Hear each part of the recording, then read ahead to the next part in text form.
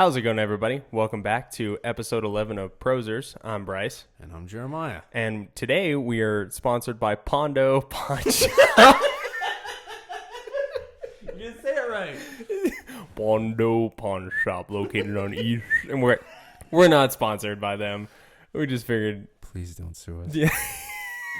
So, anyways, once again, we're back at it. A little bit shorter time period between them. Yeah. This time. Well, the agenda's a little bit easier this time. We didn't have to, well, at least for me, I didn't have to do a whole bunch of cramming on this one. Yeah. It's actually been kind of nice because we didn't have a featured game this week. So, I mean, I guess we might as well say, keep your finger out of my tea. Sorry. God, it's like sticking your finger in someone's butt. You just don't do that without permission, flavor, okay? And I thought we were friends. it tastes Mexican now. Oh my God. Is it spicy now? You jackass. Tastes like tahini. So, anyways, so we don't have a feature game this week. Today we're actually just going to go through our categories that we cover for games. We're just going to talk about the games that do those things very well and do those things very terribly. Okay. However, we are not going to talk about The Last of Us or Anthem in any of these categories. I suggested that we should start wearing shock collars. And we could each have the remote for the other person's collar. That'd make things more fun. You know what game sucks? Anthem. So, anyways, that's what we're covering today. But before we get into that, let's talk about the games that we've been playing. Okay. Well, I'm going first? I guess, yeah. Oh, you can go no. first. Have you not been playing? Because don't feel guilty, because I haven't really been playing much either. Yeah, I haven't played Jack. All right, I did. I popped in Spider-Man again just to get that going, and I was having a hard time with it because I completely forgot all the controls, and I played Arkham so much that I kept using the Arkham controls and dying and cussing at my TV. Because even though the fighting mechanics are similar, triangle is not block on Spider-Man. Nope, not at all. And I kept getting shot and punched in the face, and I was like, what the fuck are you doing? What the fuck? Oh, okay, it's circle. It's circle. All right, I got it now. I think I got it. Stay calm. Yeah. Stay calm. I lose my shit sometimes when I'm playing video games. When I was playing back in the day with PlayStation 2, I went through controllers all the time. That's not good. No. Well, you know, I'm a little I can say that I've older never... and wiser now. I like to hope. I can say that I'm very proud that I've never, ever broken a controller from rage. Yeah? But that's because video games don't stress me out, man. Well, that's no fun. Yeah, I guess. I don't know. I mean, well, no, the first time I had to pay $60 for a new controller that I did not spike at all, it just went bad. That's when it really set in. It's like, all right, maybe it's time to put my big girl panties on and stop spiking these controllers just because I'm mad. Yeah. For those of you who are hearing the dog bark in the background, that's my stupid corgi, Arbor. Nice. Good job. So now my beautiful wife is going to go let him inside. So another quick note, we're actually doing this in my kitchen because I'm in the middle of finishing up my man cave, which is where we usually record. I finally got my desk and chair and TV and all that stuff for it. So It's going to be legit. Dude, we're going to have a sweet place to record in, 6 weeks when I'm finally done putting that desk together. I'm looking forward to it, man. And if you already know, I'll help you put it together. Yeah. I'm actually in a transition at my house, too. Oh, yeah, that's right. You said you were moving your bedroom to the basement. I'm moving down the basement so that my little ladies that I live with, my daughters, can have the master bedroom with the bathroom. Oh. Because I feel like that's just something they probably need, right? Probably. So. Teach them young to start using up the toilet time. Yeah. Anyways, yeah, man, I really haven't played much video games either. I mean, you and I played Ghost Recon, like a week and a half ago, 2 weeks ago? I feel like it was a month ago, dude. I feel like it was a long time ago. I don't know. It was fun, though. We did that, and then I did, so I played a lot more Detroit Become Human. Z-Nation! No. Oh, World War Z. World War Z. That's the one. Yeah. I've been playing that. That was my birthday present Yeah. from y'all. Thank you. I have been playing that. Yeah. There we go. Sorry, what were you saying? I've made a lot of progress on Detroit Become Human. I'm probably like within an hour of finishing it, but I'm too scared to play it because I'm afraid I'm gonna cry at the end. Well, you probably will. It's a good story. I know. It's I will give it that. Yeah. Great story. You know, great narrative. Very cool. Yeah. But fuck that game. Yeah. So so I've been playing that. I've been meaning to play. I've had like a huge hankering to play like Dirt Rally or like Gran Turismo lately. But every time I'm like, all right, I'm gonna play it, something comes up and I can't play video games. And really? Yeah. It's like, I don't know, like the universe is telling me, they're like, don't play Gran Turismo. Like, Yeah, that's weird, man. yeah. Which, I mean, that would make sense for you because you hate that game, but If I spent enough time to just figure out all the bullshit, I think I'd be okay.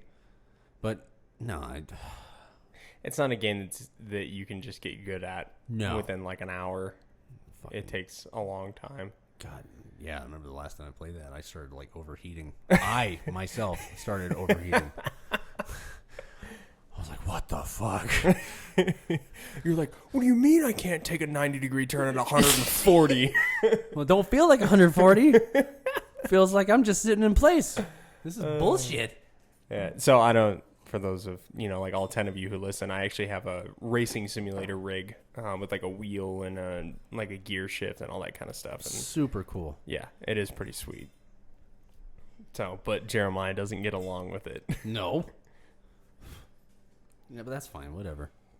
So, I mean, it's been slim pickings for me. Yeah. I popped in Spider-Man a little bit. I've been playing World War Z. Do you like it? I actually do. It's very challenging. Is it? Yeah. It's especially challenging because I don't have anybody to fucking play with. And the computers are dumb. Oh, they are. The missions are pretty involved. It's weird because it doesn't exactly have a story. There are 5 or 6 levels to start with. I don't know if they're going to present more down the line. Mm-hmm. But you have... The last one I got stuck on was in Jerusalem. And it's already... it's like you must have showed up after Brad Pitt left.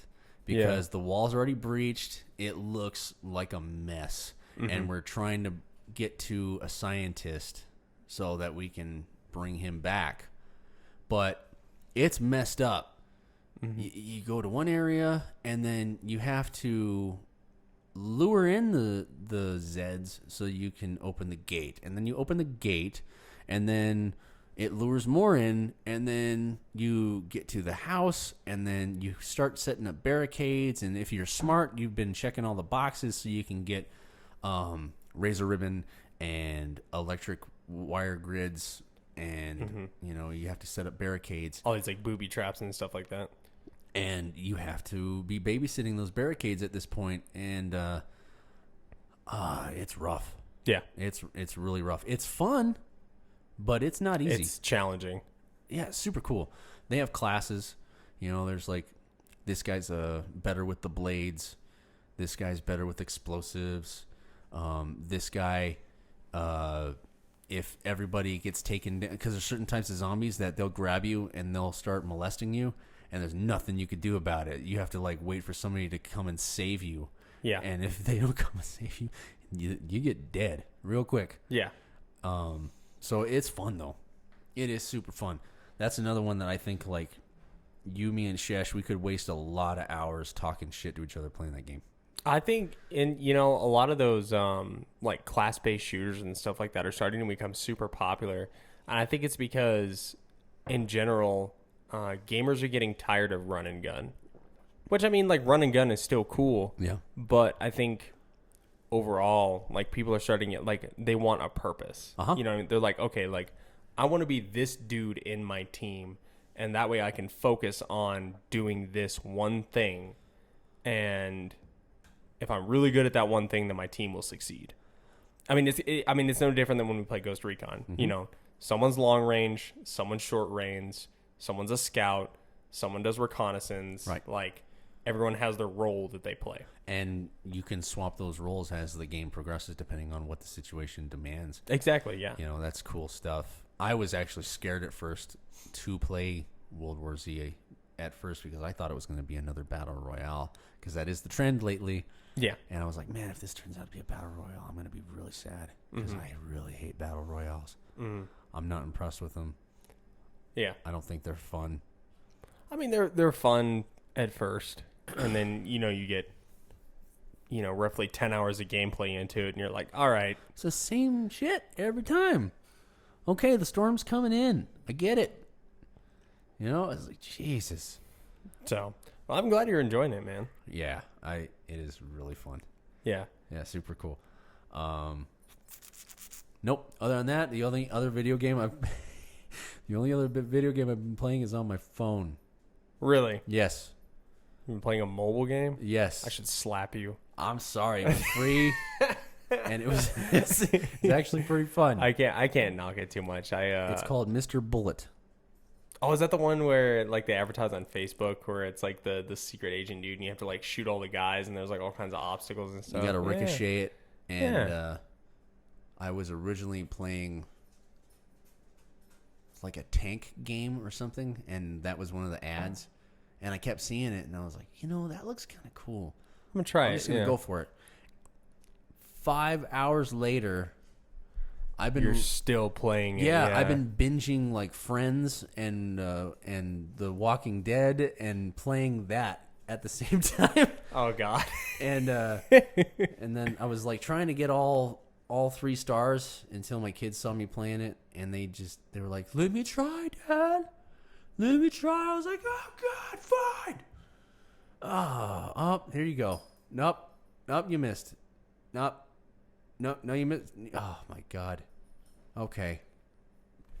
And then I'd finally like be sitting with my little daughter, and I'd be like, "Try right here," and like you'd think I did a magic trick. How'd you do that, Dad? I was like, "It's angles. It's just angles. You'll figure it out." Yeah, you'll learn it in school. You're screwing up my perfect score, though. God, I love you so much. So, all right, man. Well, that's cool. Yeah, I think that's pretty much. Like I said, I haven't really had the opportunity to touch my PlayStation, which sucks because I've been so busy. Yeah. And it's like every weekend something comes up and I have something going on. And I think after this weekend I'm just gonna because I got a trip with my dad and my cousin-in-law, my friend Luke and his dad. Yeah. I think after we're done with that, next weekend I'm just gonna sit around and do a whole lot of nothing. I'm just gonna play video games. I do enjoy the job that I have right now, but I feel like it would be better to find a job where the hours aren't quite as demanding. Yeah. Because Because you're working like 10-hour shifts right now, aren't you? dude, it's like I gotta be up at 4:00 in the morning, and then I have to be in bed by 8:00. Yeah. So that doesn't leave a whole lot of room to do anything else. Mm-hmm. And when video games has been a part of your life since you were a kid, it's like not getting to see one of your best friends. I seriously blame part of my daily stress as part of not being able to play video games. Yes. Like, it's a huge de-stressor for me. Yes. It's better than meth, or something else. Yeah. Yeah. I mean, I've never tried saying. that, so I don't know, but I can only I'm- assume. I met somebody today that I swear to God they were on meth, so not something I'd sign up for. Not Yeah. recommended. Probably not good. No. Don't do drugs, kids. Nope. That's your PSA from Prosers. Play video games. Yeah, play video games. Natural therapy. Exactly. Well, as natural as a computer is. Yeah. Shut up, man. Anyway, so we're going to go ahead and get started on our list here. So, as always, we're going to talk about graphics and performance first. So, since I made you start with games that we've been playing, I guess I'll start with this. Mm-hmm. Hands down, the best graphics and performance that I've ever experienced in a video game was Horizon Zero Dawn. Damn it, I didn't get to play that one this year. I loaned it to you. Man, shut up. Yeah, exactly. So you don't have an excuse. I'll be working on that one. So, yeah, hands down, best graphics that I've ever seen in a game to date.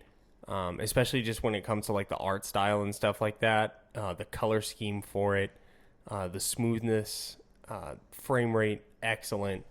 and just kind of like the overall technical power of the game, like what they can put out on the current gen console is just impressive. Yeah. And actually the way that they do it is really interesting. So essentially the game is, so you have an initial loading screen when you get into the game, right?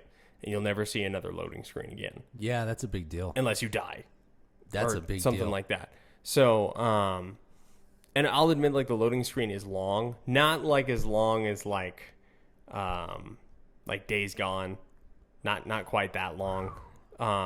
Shorter than that. That is painful. Yeah, but Days Gone, not quite that long, but it's a decent loading screen, I would say. But once you're in, basically the game is procedurally loaded, right?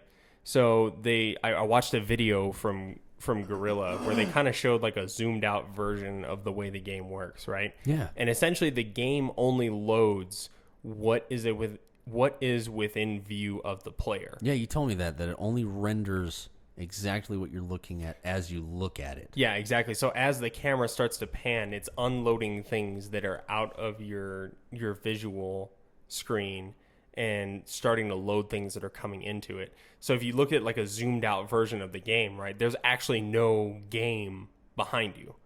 You're only seeing things in front. And it's really interesting because they used this same technique a long time ago, like PS1, early PS2 days. Okay. For example, Crash Bandicoot.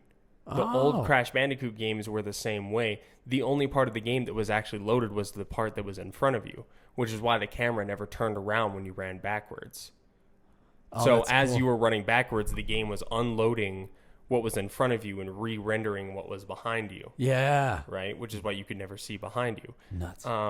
They did that with some of the old Final Fantasy games. I think Legend of Dragoon did the same thing. Like there were a couple of PS1 games that did that where it only loaded the air. And the reason behind that is that the capabilities of the PlayStation 1 at the time were extremely, extremely limited. Right? Yeah. I mean, you're talking like the PS2 was multiple times more powerful than the PS1. Right. So the graphical limitations of the PS1 were extremely limited, especially by comparisons of like PCs and stuff like that at the time.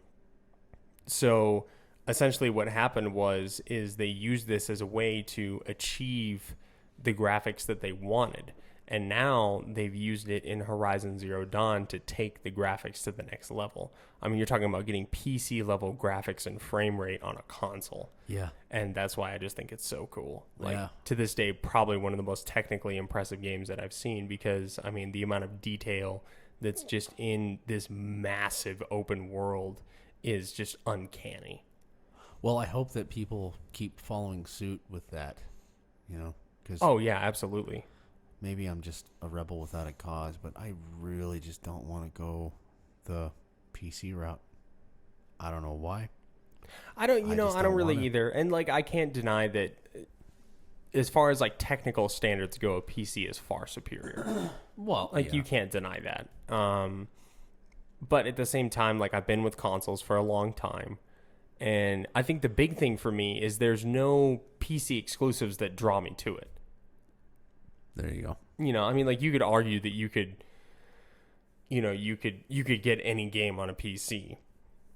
My thing is I want to get it legally because I want money to go to those developers. I'm the same way with my music. Yeah. Yeah, it's the exact same concept. You know, like I can't even fathom how hard that you would have to work to make a video game. Yeah. I mean, because I know how hard it is to write a good song. Yeah. Which is why I buy all my albums. Yeah. So, I mean, that's just kind of my 2 cents worth on it. So That's cool. There's nothing really like exclusive. And it also could be that I'm just not really up on the exclusives that are out there for PC. I'm up on what's on the exclusives for PlayStation and Xbox. Well, yeah. Well, we're biased Yeah. for sure. So, I mean, that's just the world that I play in though. Yeah. So, yeah, I mean, I would say that is kind of back on topic So here. That's Horizon Zero Dawn. Horizon Zero Dawn, Hands the most down, that was your best game graphics-wise. best game technically and graphics wise. And I'm not saying that it was perfect because Okay. it definitely wasn't.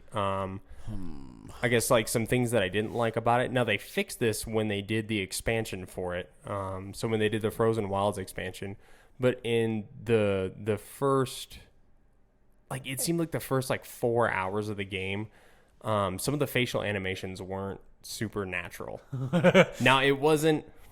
I hate to bring it up because I actually do like the game. It wasn't Days Gone bad. It was just like a puppet with a mouth opening and closing. Oh man, that stuff was scary at first. When they first came out the game, there was like guys that were talking to me, but their mouth wasn't moving. I remember we talked about that. Yeah, I still remember how scary looking that was to me. Yeah, I was like, oh no. Is his head gonna spin all the way around? Because that ain't right. So it just don't look good at all. Oh man. All right, so what about you? Favorite game, graphics wise? That's a rough one. Because there were things that I liked about a lot of the games that I played, like with Spider-Man. The amount of detail. I mean, they made the city. You could look in the windows.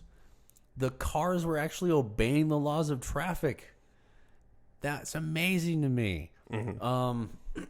It wasn't like Spider-Man 2 for PlayStation 2, where like all the people looked like clay figures. There was way more detail on this one. Mm-hmm. Let's see.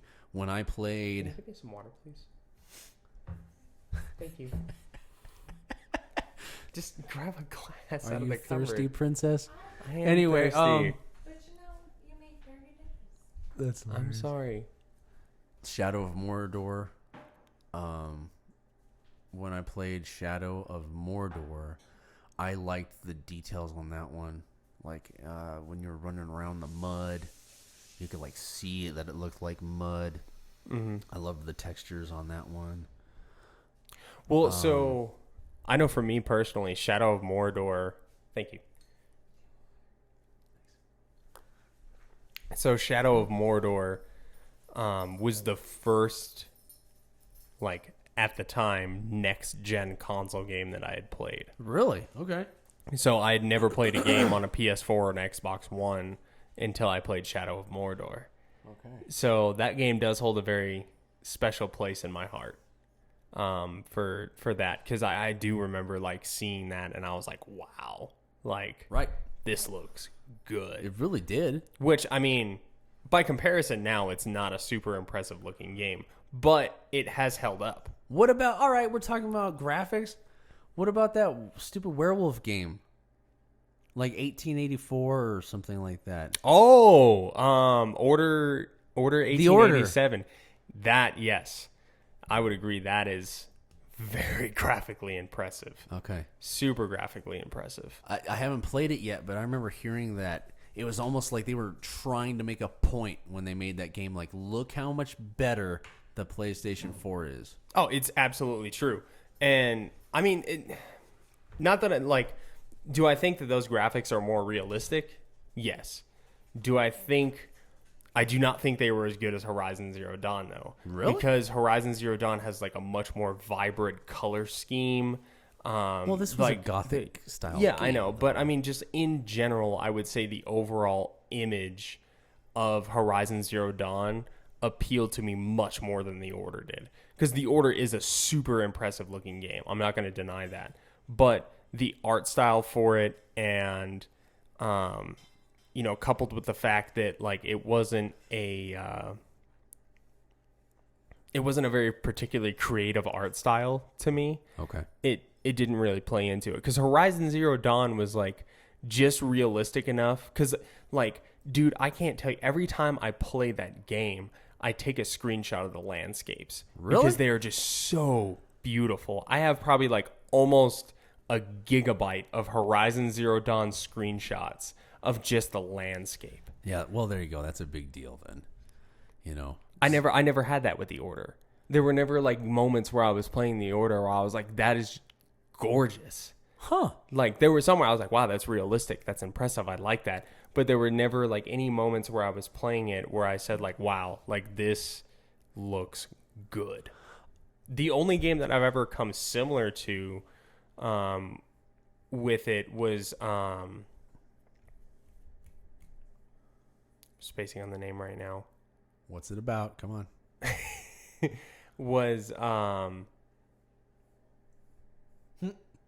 Gran Turismo. I don't know why that took me so long. Gran Jesus. Turismo was really close for me. I don't know That was why painful to watch, that was dog. painful. It was like one of those ones where my brain was grabbing for it. It just wasn't giving it. What about Battlefront 2? Did you play that game? I did. The Yeah. graphics were pretty damn good on that one too. I mean, yeah, and I'm not going to deny that they're not good, but they just weren't as good to me. So, and Gran Turismo was like that hyper realism, but Horizon Zero Dawn was that, because to me, it's not just enough to look realistic. It has to be realistic and creative. All right, well, but shit, dude, you just said graphics, man. All right, Yeah. well, I mean, like graphics, art style / performance. So like games that you didn't have a lot of hiccups in. yeah. Performance wise was excellent. I mean, we can split it up into two. Let's go ahead and talk about that. That's a rough. I mean, Because I know for me, performance wise, like hands down, God of War. God of War was great. I was just gonna say that is, and it's not just because it's the last game that we did a review on and it's fresh. It was impressive. Extremely How smooth impressive. that game was. Smooth, like the graphics are killer. Even though it's clearly not a real world, it looks like a real world. Mm-hmm. It's very immersive. You feel like you're really walking through some of those landscapes. To me, it's easy for me to get into it.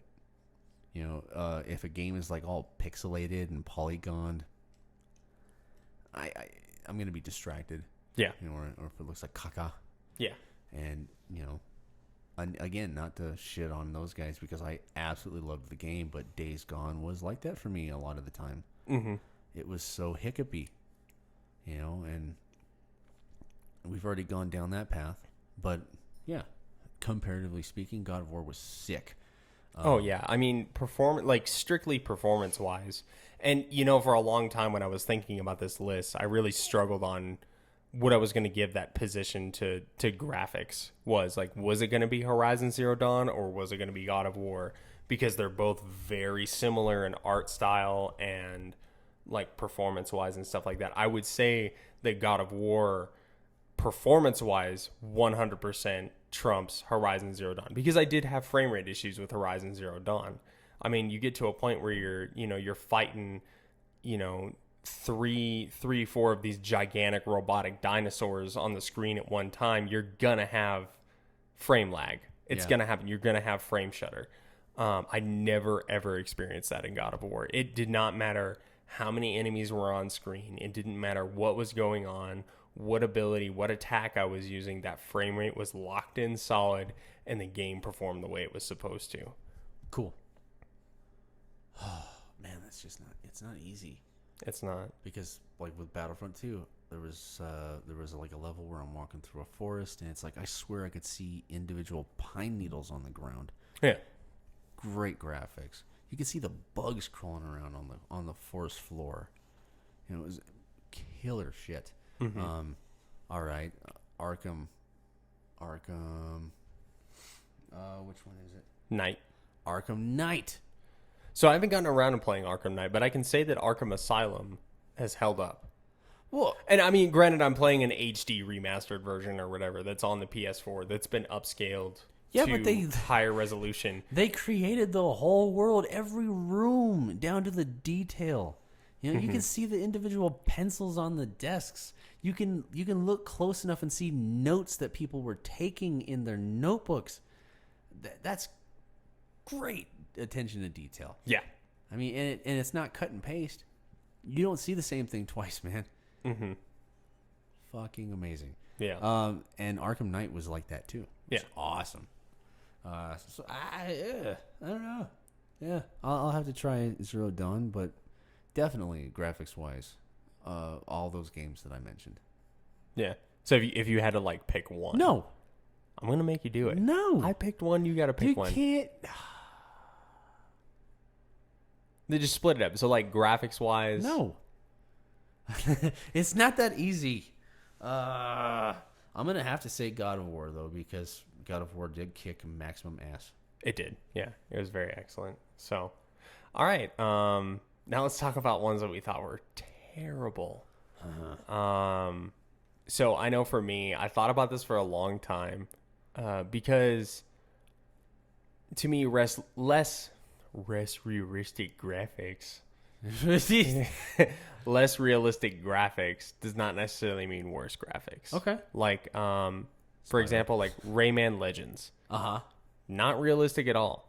Excellent art style. Is that a PlayStation 4 game? It is. Dude, that's cool. I gotta Yeah. look at that. I have it actually. I think I have a disc copy and a digital copy. So if you want to borrow it, you can. That's cool. Well, Rayman is one of those games, though. It's a cartoon style. Yeah, so exactly. It doesn't So- need to be amazingly detailed. But yeah, I want to clarify that before I get into it. But I think hands down, graphics wise. Now I'm only talking this generation, obviously. Mafia 3. So I know you've never played it. But that game, as far as a PS4 game goes, it's an embarrassment. Like straight up, especially because the previous Mafia games were great.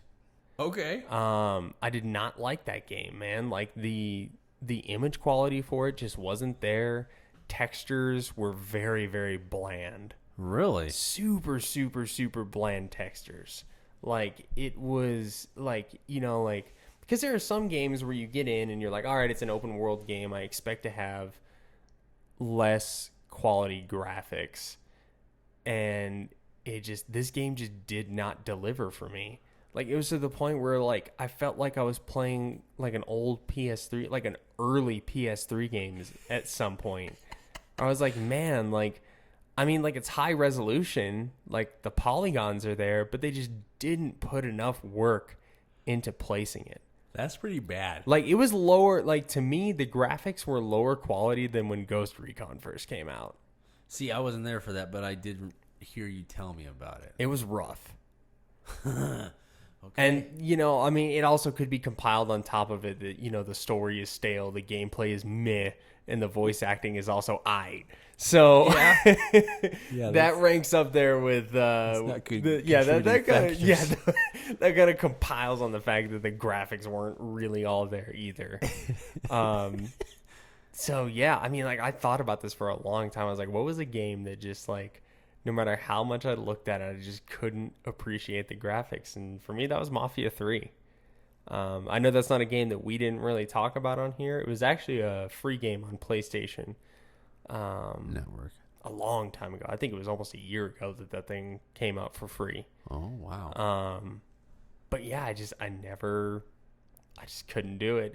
And it's crazy too, because I played the previous Mafia games on PS3 and they looked great.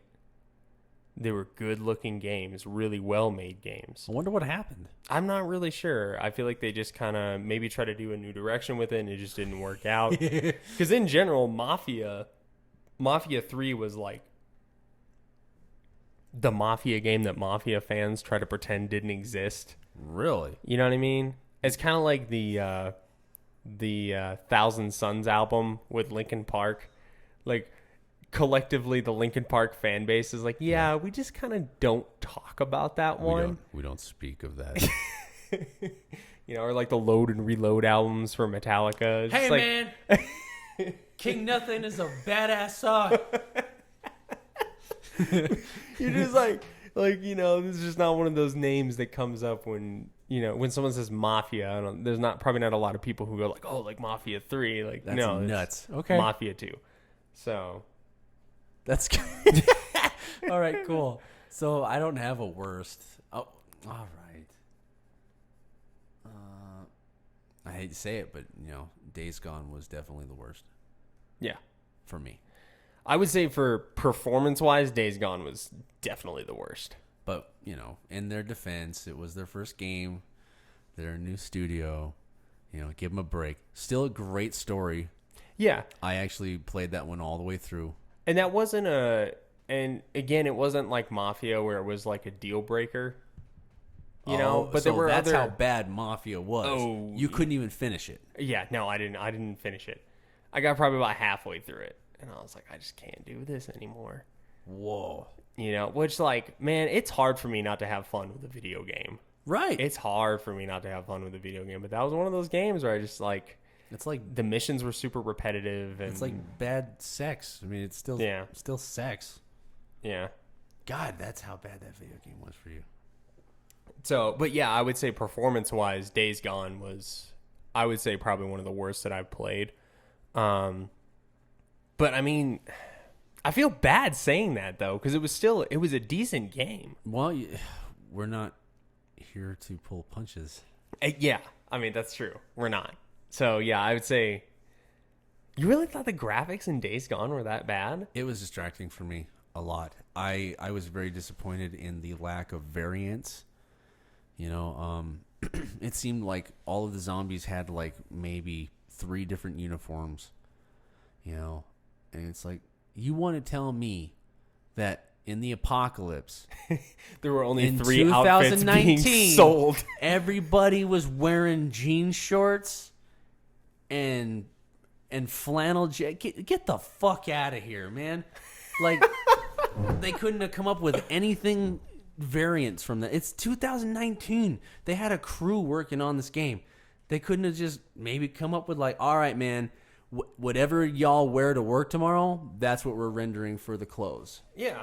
You know, or something like that. No, it was like the same 3 dudes every time.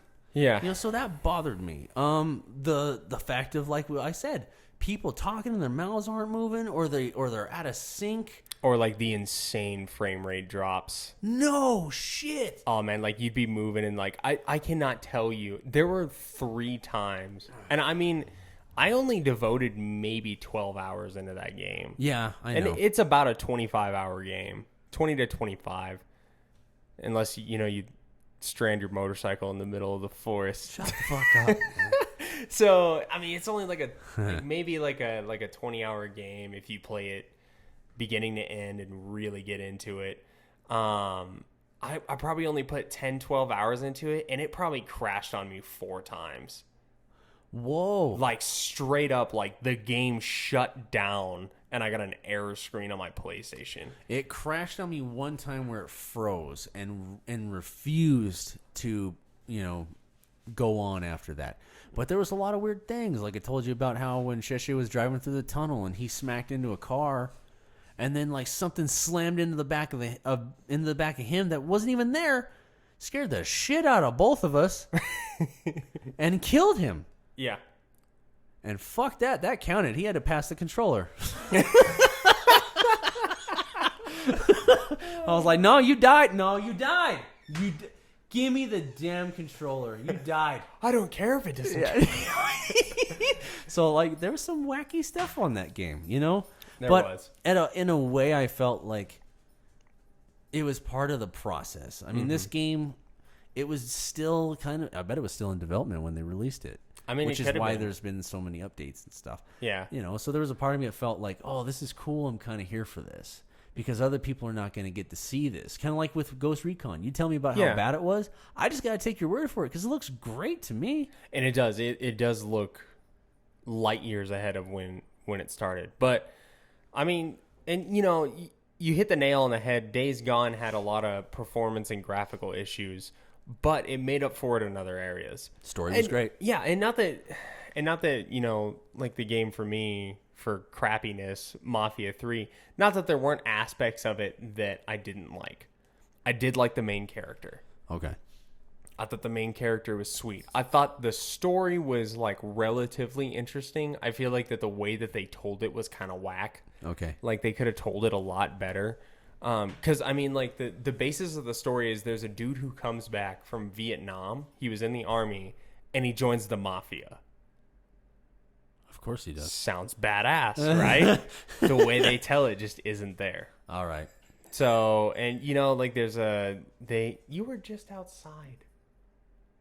Sorry, if you guys hear a bell ringing in the background, that's my dog wanting outside. See, that's what you get for special. teaching your dog how to ring a bell to go outside. I know, but whatever. So, it's not that, and like the story had a lot of potential. And I mean, there were some parts of it that were really sick. I mean, there's a bank robbery part in the game that's just, it's a blast. But those moments, those moments are very fleeting and few and far between. Yeah, well, see, It sounds to me like developmentally wise, they probably just Kind of rushed it. big time. Maybe. And it could have been. I don't know. I wasn't a huge fan of the Mafia series, so I couldn't have told you like how long it was between Mafia 3 and Mafia 2. I couldn't tell you because I honestly don't know. So, but anyways, you have anything else you want to add on to graphics and performance? No, I mean, one of the best was God of War. One of the worst was Days Gone. Yeah. Which, ironically, my favorite game was still Days Gone. So, graphics aren't everything. Yeah, it doesn't always mean everything. Yeah. Any honorable mentions you'd like to bring up? Mr. Bullet. So there is one that I actually do want to bring up. Was actually the Ratchet and Clank reboot. All right. I didn't get to play that. Yeah. I did play the originals, though. I was a big fan of the originals. So the Ratchet and Clank reboot, I mean, that's a Pixar movie that you can play. Is that good, huh? Yeah. All right. Excellent. The amount of particles that are on screen at any given time and that like the frame rate doesn't even blink is impressive. So That's a big deal. So yeah, if you guys want a very graphically impressive game, Ratchet and Clank would be a good one. God of War would be a good one. Horizon Zero Dawn would be a good one. So be it. So be it. All right, so let's go ahead and talk about audio, music, and voice acting. So I went first on the last one, so you get to go first on this one. Oh, that's bullshit. That's bullshit. I'm going to rip your nipple off, dude. Please don't. Fuck with me. Please don't. Voice acting and audio. Well, let's break it up. Let's do voice acting, and then we'll do audio and music. Best and worst of each. Well, that's... All right, same thing. I think God of War had some of the best voice acting. Really? Other than... I mean, obviously, I'm a big Arkham guy. So Right. I love Batman. Right. So there's that. Hell, I actually think even Dying Light had some great voiceover stuff for being one of those kinds of games. I can't speak to that because I played maybe 4 hours of Dying Light, and I was kind of like, this isn't really my kind of game. Yeah. And I put it away. So... Well, that sucks for you because I fucking hated Detroit, and I went through that thing. I'll admit that Dying Light 2 looks sick. Yeah, whatever. That's another one of those shot caller games that I'm Yeah. going to get signed up for. But as far as the voice acting goes, I did like it. I liked my character when I was playing it. I thought that his emotions as he dealt with people and talked with folks and his interactions, it felt like they didn't just get some schmuck off the street to do the voiceovers. Yeah. And for that, like I said, that style of a game. Because, the zombie open world kind of game concept, comparatively speaking, because, like that studio, I think Dead Island was their last game. Dead Island to me was a joke. Oh, yeah. When it came to the story. So for that style of game, it actually had a story. I got into it and I believed it. So I thought the voiceover was awesome. I think God of War, the voiceovers are killer, like emotionally gripping. I didn't know that game hit you that well. I didn't know that the game sat with you that well. God of War? Yeah. Absolutely. I mean, it's not surprising because, I mean, it is a good game, and I know you like the previous ones. I didn't know that it sat with you that well. I didn't think that I'd hear it twice in our little countdown here. Well, and like I said, maybe psychologically it's because it's so fresh, but I liked the way you could observe the progress in the characters. His son goes from being just a young boy who's just being a boy who feels ostracized by his father to he becomes very bitter and angry. As he discovers himself, he becomes very empowered and cocky. And then he realizes what he's done, and he becomes a little bit repentant and a little bit more, conscious of his actions, but even more humbled by his new investments in his life. That he realizes what he's got to do, who he's got to be. And, same thing with Kratos. Kratos goes from being like, he's definitely a provider and he does care for his son, but he doesn't really show it very well, to still being a callous dick. But at least now there's an understanding between them. Yeah. And the relationship grows from there. Yeah. The head dude, fucking loved every interaction with him. Yeah. I think he's hilarious. I love getting in the boat just so he'll talk. Yeah. And I will refuse to go to the mission until he's done talking. Yeah. And there's been a couple of times where I did that for so long, he was like, all right, I think that's all I got to say about that. And I'll be like, oh, okay, that's my cue. Let's board this bitch. That's cool, man. I didn't know that, like I said, I didn't know that God of War really stuck to you that well. Yeah. In a lot of areas, I guess. It was a sick game. I mean, yeah, fantastic. That was probably like one of the few games that I didn't feel like I had to like push myself to finish. And I was looking forward to it. Exactly. Every time I remember, like, I always know when I'm playing a really good game because I think about it while I'm at work. I was just going to say that. Yeah, like you're like at work and you're like, man, I can't wait to go home and turn on my PlayStation. Yeah, it was getting play distracting. God of War. And I was like, and that game came out for me at a good time because I was on deployment when that game came out. Oh, wow. So I had nothing but time. I was tailgating on the back of that trash truck going, man, can't believe I got that new weapon yesterday. I can't wait to kill some more zombies with that thing, whatever those things were. Yeah. It's like, man, I can't wait to kill some more things with that new weapon. That's going to be sick. Yeah. You know, and then you come back to reality and realize the tree's getting ready to smack you in the face. You know, like, that was a good game. It's a good freaking game.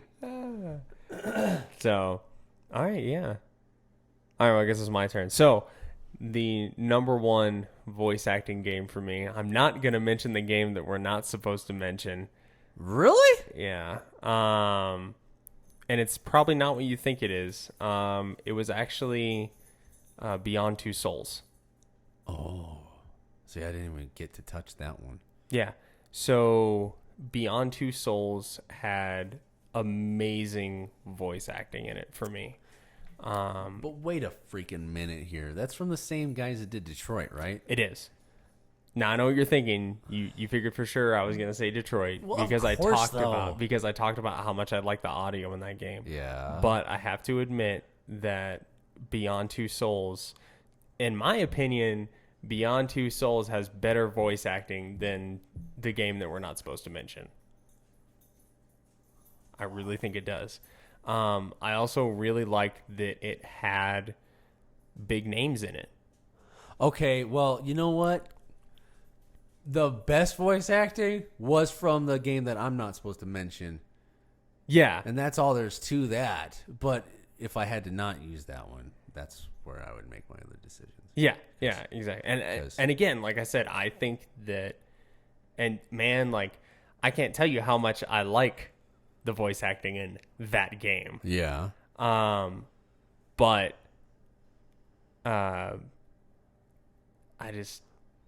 I really thought that Beyond Two Souls had better voice acting. I really do. And again, that part of that attributes to the style of game that it is. All right. You know, because I mean, we even talked about it with Detroit Become Human, where when you have that simplified game, everything else is just skyrocketed. Right. Because they have more money to devote to that, which is why you have Ellen Page and William Dafoe in a video game. Yeah. In Beyond Two Souls. Well, you know, and then for my game that I'm not supposed to mention, I mean, it was a movie. Yeah. And really, it was a movie. Yeah. It was a movie that I got to play. Mm-hmm. And I mean, like I said, like that game had me crying. That game had me laughing. That game had me like screaming at the TV going, what the fuck are you doing? Yeah. You know, I mean, that's the adventure and you want to go on. I experienced that with Beyond Two Souls. Probably more on a level than that game. Well, maybe I got to look that one up then. So, and again, it's just because to me, so, you know, you can have good graphics and you can have a good story, but if you don't have the actors that can portray that story in the way that it needs to be told, Yeah. then your whole game's in the trash can. Absolutely. Straight up. Oh, it's whole like- game's in the trash can. It's like, dude, that's like the difference between watching a primetime show on AMC or watching a fucking play at your local high school. You know, like acting's on a different level. Yeah. I mean, there's, God, like, for any of my old school classmates that are listening to this, I mean, I'm sorry, but it was rough watching the plays when I was going to school, because it's like people are focusing so much on projecting that there's no emotion in what they're saying at all. So it's like, you know, it's like if you get some jacked up people doing the voiceover, it's like, yeah, it's not going to be immersive at all. It's going to be really agonizing to watch. Yeah. Yeah. I mean, that's like all the Grand Theft Autos to me. Really? I thought. See, now GTA 5 was probably the only one that I liked. Okay. The only one that I Well, liked. yeah, I and never it was, played that one. Well, and it I was out by the time they got to Grand Theft Auto 5. It was because they had really good voice acting in it. The characters were very believable, and they were very polar opposite of each other. Yeah. They were all very different and unique in their own way. And I also thought it was kind of cool how you had a game that had 3 main characters. I thought that was cool. Okay, yeah. So, but yeah, I agree. For the most part, all GTA games prior to that, Cheesy as very hell. flat, very cheesy. Like, that was all one not takes or something. Not that GTA 5 did not have cheese, or it was like this like groundbreaking game for Grand Theft Auto. I mean, it was definitely their highest grossing game ever as far as the Grand Theft Auto series goes. Yeah. But at the same time, like, it wasn't like this like earth shattering thing for me. I was like, wow, this is the first time I've really enjoyed playing Grand Theft Auto. Well, there you go. So, I mean, and to me, that's a big deal as a guy who does not like Grand Theft Auto. Yeah. So, all right. Any other honorable mentions on good stuff Uh, as far as voice acting goes? dang. No. I mean, all right, I didn't mention it, but Detroit had fucking brilliant voice acting. Mm-hmm. So, there you go. I said it. All right, cool. Honorable mention for me, Batman Arkham Asylum. Whoa. Yeah, straight up. So I really did enjoy the voice acting in that. I mean, there were some moments in it where it was kind of like, it was kind of cheesy.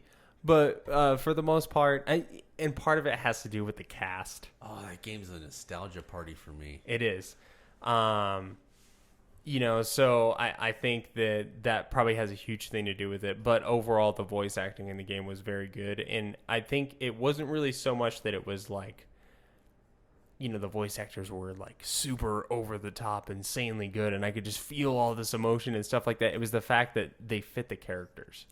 Well, dude, like some of these people, they had been playing these roles since like 1992 or 93. Yeah. Mm-hmm. So, you know, it's like Hamill, Conroy.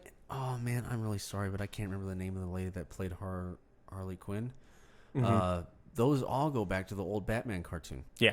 So, of course, the dynamic between these people is going to be fucking awesome. Yeah, It's exactly. They know, like, they have a lot of experience playing those characters. Yeah. So, I mean, it was a no-brainer that the voice acting for those characters was going to be good. I've heard some interviews with Kevin Conroy where he said that he's shown up to, like, a script reading for Batman, and he'll be reading the script, and he would be like, excuse me, guys, I don't really think that Batman would actually say that. And people would be, like, reading the script going, huh, yeah, I guess he's right. You know, that's fucking awesome. You know, it's like Kevin Conroy knows Batman. All right, Yeah. that's pretty cool. All right, so, oh, man. Worst games for audio. Huh? Come on. So, I'm going to say this with a lot of love. All right? I really Yeah? am. I'm going to say this with a lot of love. Fucking Ghost Recon. Really? Oh god, I hate the audio in that game with a passion. Okay. It Why? is horrible. Really? It is so bad, man. Like every single weapon sounds exactly the same. Every single car sounds exactly the same. Every single helicopter sounds exactly the same. Every airplane sounds exactly the same. Every area that you walk in sounds exactly the same. It is like 5 audio tracks that just play on loop.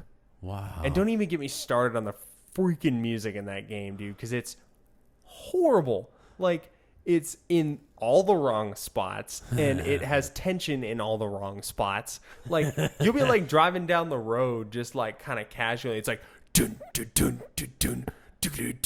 That's true. You're like, I'm not even doing anything. That's and then true. it starts playing like the chase music out of nowhere, and you're like, there's no one around here. I start getting freaked out. I'm like, where's the Unidad? Where are they? Yeah, and then like and then your stupid ass teammates say the most useless crap to you all the time. Like, And then there's the computers. yeah.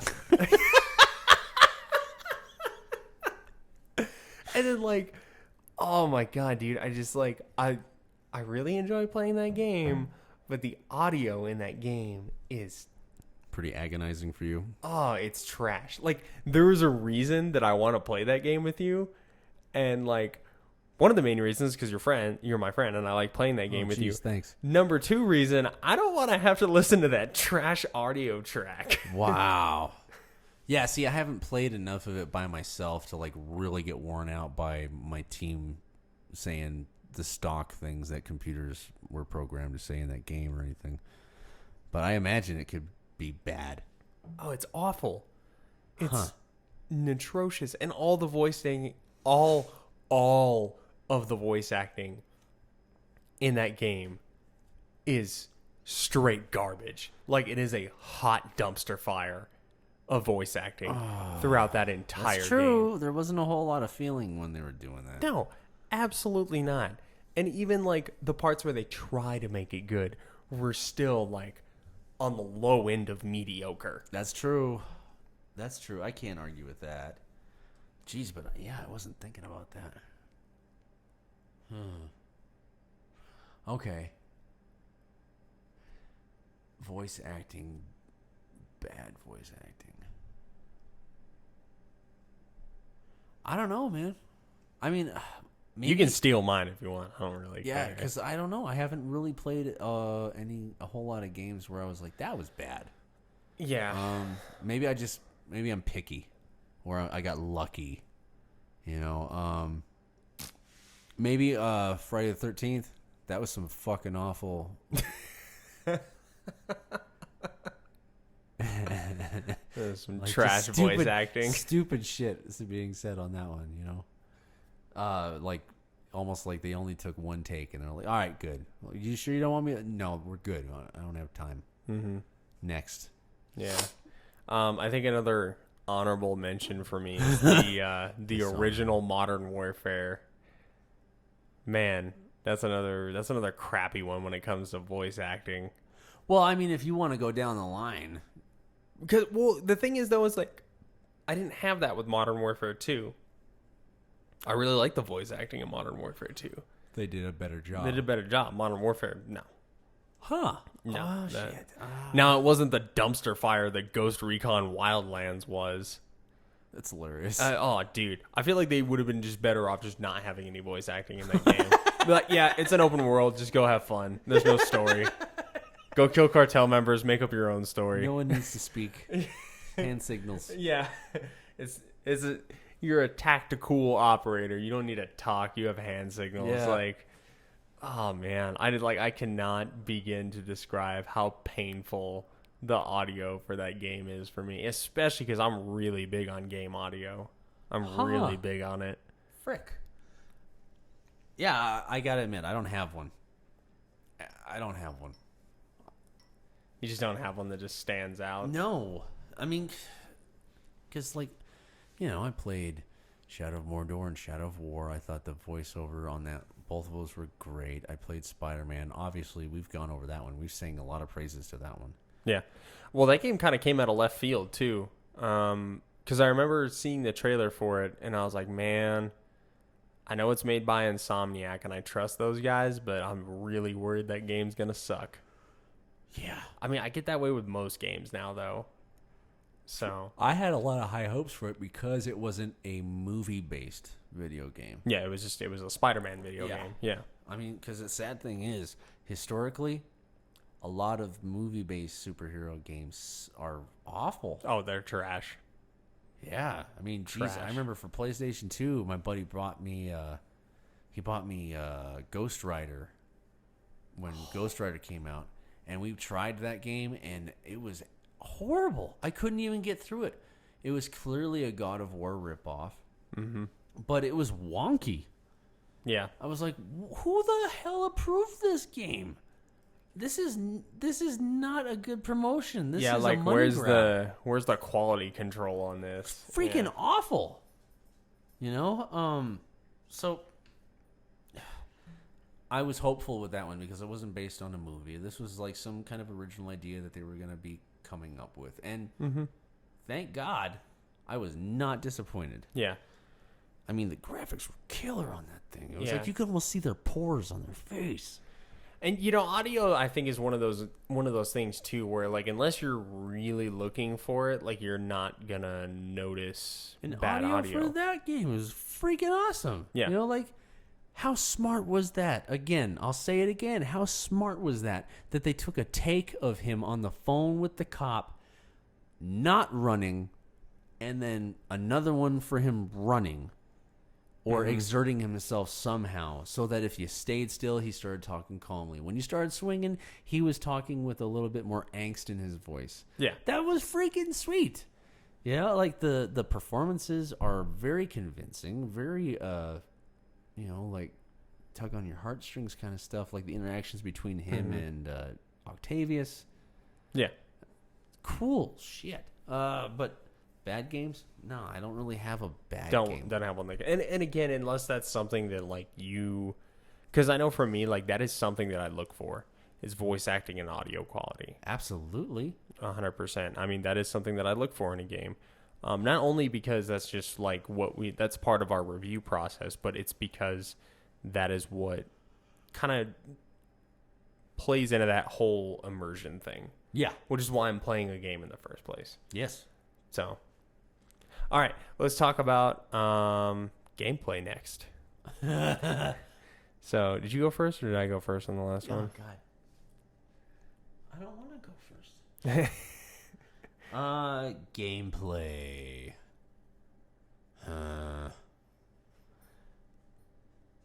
Like one of the best ones was, it's like between, for me, it was the Arkham series.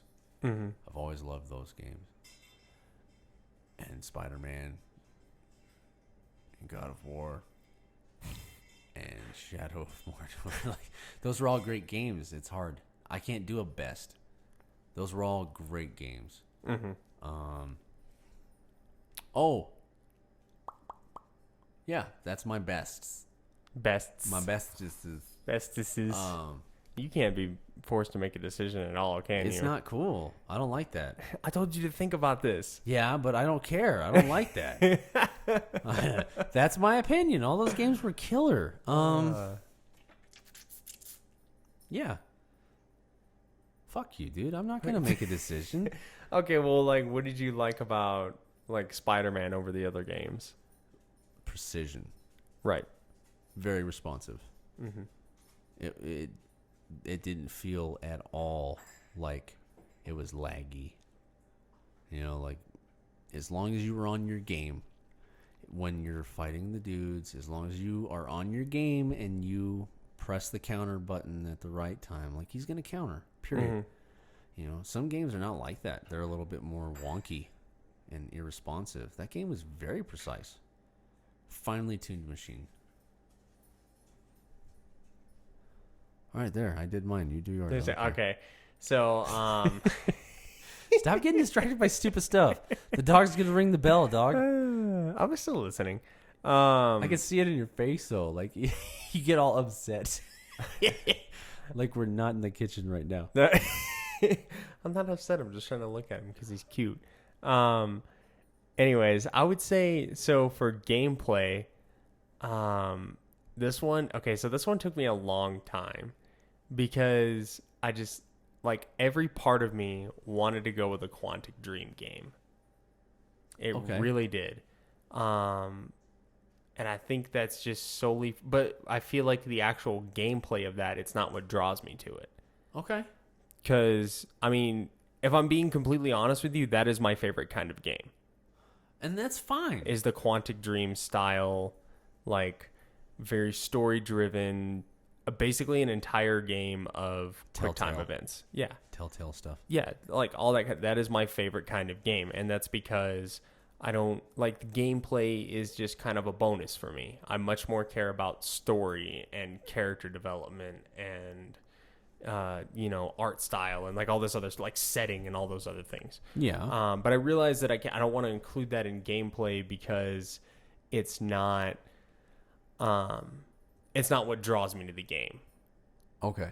Now, for me, every single time that I pick up Shadow of Mordor, I know that I'm gonna have a blast. Absolutely. And so for me, gameplay, that's number one. Like straight up. Yeah.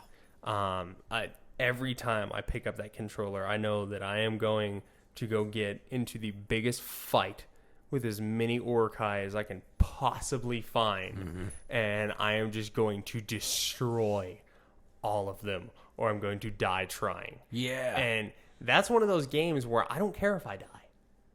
Like, I really don't. Because I'm so excited to get back into the game and just keep fighting people. I like love trying to see if I can tame a Graug. Yeah. And like not kill him. Yeah. Because they almost make you kill him. But if you can do it right and you can tame that MF and you start climbing on top of him and you get to stomp all over the place, it's a sense of accomplishment. Yeah. And the game, I think probably the biggest thing that the game does for me is it makes you feel powerful. Like, it makes you realize that you are a very elite warrior who has an immortal spirit attached to him, assisting him in the fight. You are a wraith. Yes. And so because of that game, like, I cannot tell you how many times, like, I'll play that game and I'll just do one of those, like, executions. And I'm just like, oh, yeah. Oh, you eat that sword. Yeah. You know, like, just like the decapitations and all the sick moves that you can do. Like, that game. And, like, I know that game is number one for me for gameplay because the gameplay is addicting.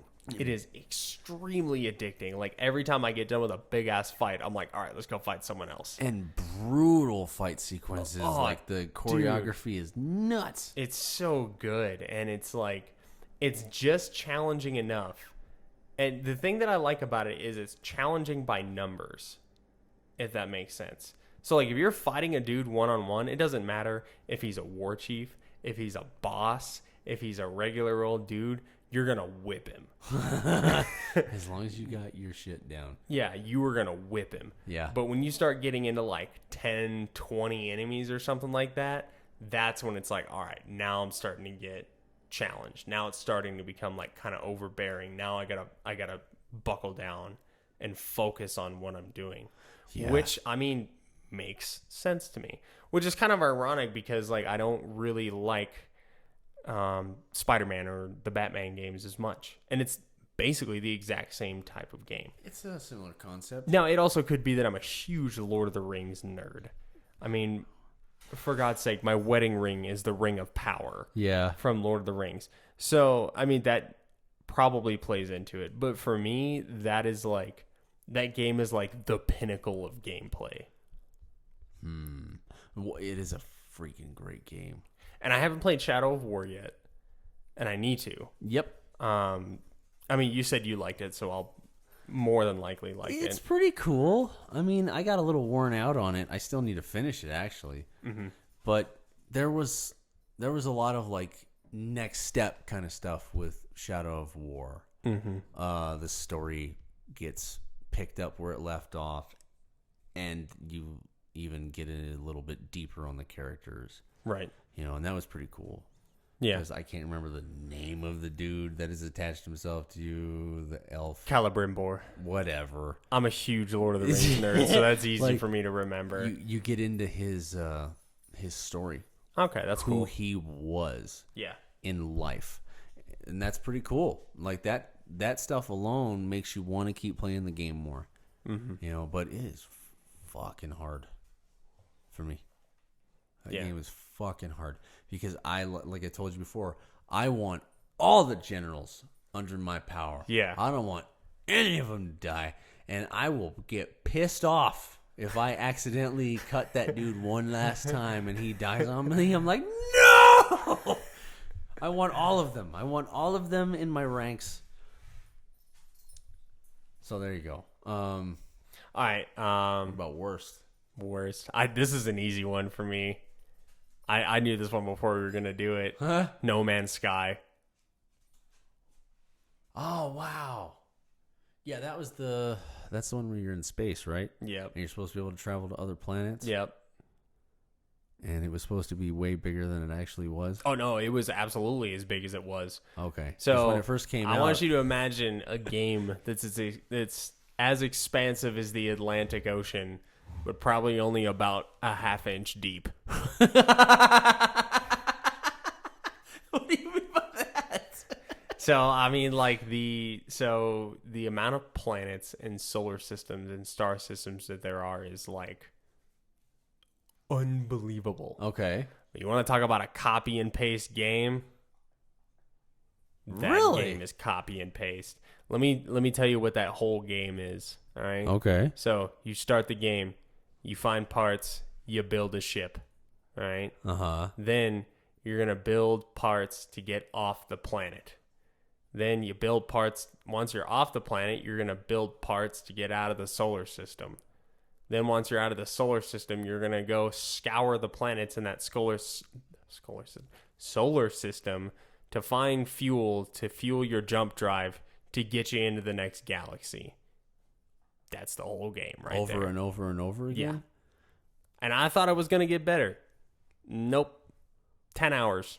Well, fuck Didn't that. change. No voice acting. No story. Nothing. That sounds awful. It was terrible. Dude, when they were advertising that game before it was released, Oh, like dude, they the were hype making was- all these promises. The about, hype was real. And I jumped right on that hype train. I bought that Okay. game new for $60. I was, Is that the Yes. one that you pre-ordered? yes, that was my last pre-order ever. That's why you have such like sour grapes over pre-orders now. Yep. There are Okay. games that I am so incredibly excited about, I will not pre-order it. Holy shit. Like, I cannot begin to tell you how excited I am about the new Ghost Recon or the new Call of Duty or Death Stranding. I will not pre-order those games. I won't even buy them day one. I'm going to wait. I'm going to wait till other people play the game, Okay. and then I'm going to go spend my $60 on them. Whoa. Okay. So, yeah, No Man's Sky for me, man. That was trash. Well, I think the amount of anticipation you had towards it really didn't help. Oh, no, not at all.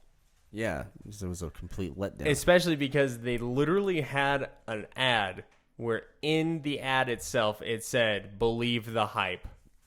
No way. Yes. What the fuck is wrong with these studios, man? Now, that being said, there are a lot of gamers, a lot of gaming channels who've done like a recent re-review for it. Yeah. Since they've done like all these crazy patches and updates for it and stuff like that. And it's actually, from what I've seen, is a good game now. How many years later? That game came out in 2016. See, that's a prime example of people need to stop pulling these triggers so prematurely. Yeah. I mean, I feel like if that game would have came out this year with the stuff that it has in it now, I mean, it could have been a super successful game. Super, super successful. But they didn't do that. And I will forever hate No Man's Sky. Damn. Okay. Like, that game scarred me so much that no matter how much good stuff I hear about it now, I still will not repurchase the game. Wow. I've seen that game for sale for $10, and I'm like, no, Holy shit. not worth it. You just got a vendetta with it. I do, man, because it's like, fool me once, shame on me. Fool me twice, shame on you, man. I'm not stupid. Like, that's like getting stabbed by someone and then be like, Yep. well, you know what? Yep. No, I'll still be friends with you. You know what I was just going to say? That's like when an ex treats you like shit during a breakup and then comes back after 6 months and asks you if you want to try again. Fuck that noise. You You're get like, the I'm hell out of my smarter than kitchen. that. So, all right. Worst gameplay. Detroit for me. Really? Fuck that game. I figured for sure you were gonna say Darksiders 3. I figured for sure you were gonna say Darksiders 3. I appreciated Darksiders better than I fucking like that Detroit bullshit. Just walking around fucking rooms, making me look at stupid shit, making me investigate. I don't care about the fingerprint. Just solve the damn puzzle so I can go on to something interesting. Sitting there like backtracking, like, oh, he got stabbed in the chest and he fell in the kitchen. I know he's in the kitchen right now. Where's the next part of the game? Just get me out of here. Oh man, I didn't know you felt that strongly about it. That's how much I love you, because I fucking hated that game and I powered through that game for hours and hours and hours, and it was the same shit every time. Just make me walk around, but I want to run. No, there is no run button. Well, fuck you then.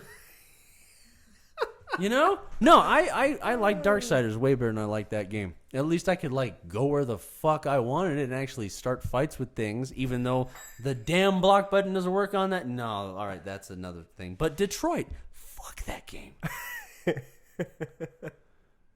That's my worst. Oh man, that's hilarious. Jesus Christ. And you know, I've said it once, I've said it a million times with those games. You're either going to love those games or you can't play them. And this is a prime example. Is Yeah. like you love those games, and I respect that. That's fine. I Yeah. cannot stand those games. Yeah. You know, maybe. Yeah, it's all about preference, and to each their own. But that's life. Yeah. So, all right. Any honorable mentions for gameplay that you want to tack on? All right. On the bad side, I'm gonna say it. Darksiders 3. That. I mean, it was good. Like, I liked it. I liked how they changed it up. However, I went back and played the last two Darksiders games, like probably a couple months ago. night and day, right? I was like, man, maybe that game did kind of suck. Maybe I was just kind of riding the hype train because I hadn't had a Darksiders game in like 6 years. Well, that's what I'm telling you. Is I just got done with Darksiders 2 after you loaned me, like right before you loaned me that game. Mm-hmm. So I was still fresh in it. Yeah. I kicked ass on Darksiders 2. I loved the gameplay on that game. Mm-hmm. Comparatively speaking, I don't know what the fuck they did on Darksiders 3. And, you know, it's not that Darksiders 3 the gameplay was bad or anything like that. It wasn't enjoyable. It wasn't a Darksiders game. I mean, it was, but the gameplay wasn't there. I will admit that the gameplay, once I got good at it, I started to enjoy it more. And, you know, as I learned how to, you know, do those parries and stuff like that, it became more enjoyable. It took a lot more discipline. Yeah, but at the same time, it's like I didn't get Darksiders to play Diet Dark Souls. Yes, You know what I mean? Like, they used to be, which more is of their own weird. thing. Which is weird because God of War did the same concept. I mean, they flipped a complete 180, but they did really, really well. I love the gameplay in that. But again, that one made sense because this dude's older. His fighting style is not going to be the same as it was when he was a kid. He's over it. You know, he's not fighting anymore. He doesn't even want to be fighting anymore. And he's over the hill now. He ain't some, 20-something-year-old who's filled with rage fighting with every ounce of hatred inside of him. This dude's over it. Yeah. He's been down that road.